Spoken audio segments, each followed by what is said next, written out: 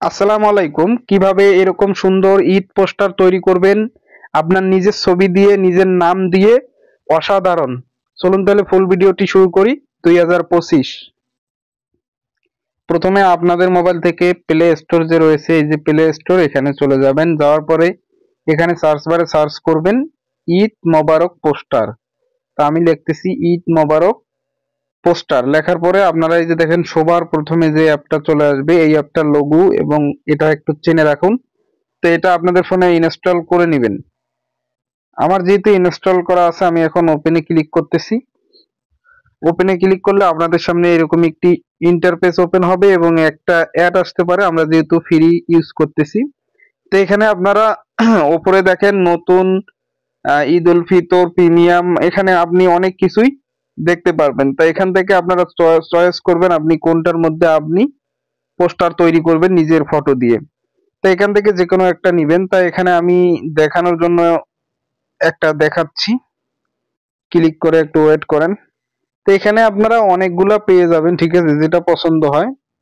তো মনে করেন সাপোজ আমি প্রথমেরটা দিলাম, এটা এই যে দেখেন, তারপরে ক্লিক করলে আপনাদের সামনে এরকম একটি ইন্টারফেস ওপেন হবে।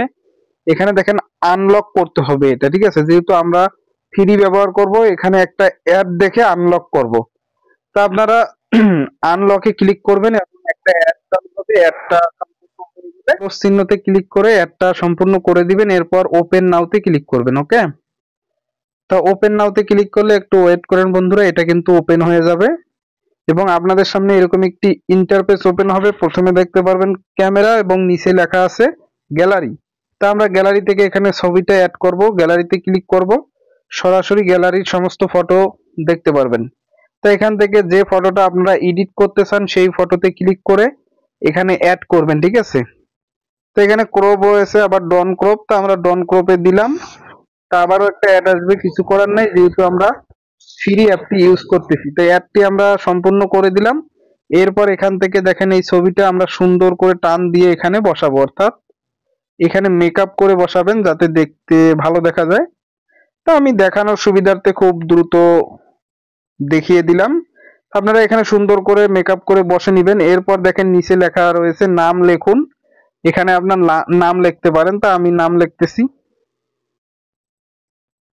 ঠিক আছে, এই যে আমি নাম লিখতেছি। তা এরপরে ডান অপশনে ক্লিক করবেন।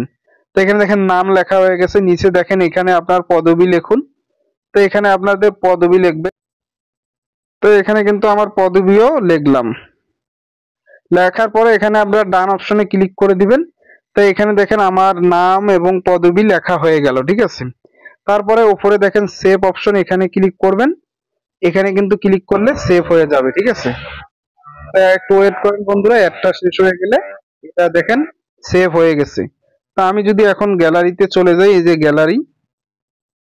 গ্যালারিতে চলে গেলে কিন্তু আমি ইমেজটা দেখতে পারবো।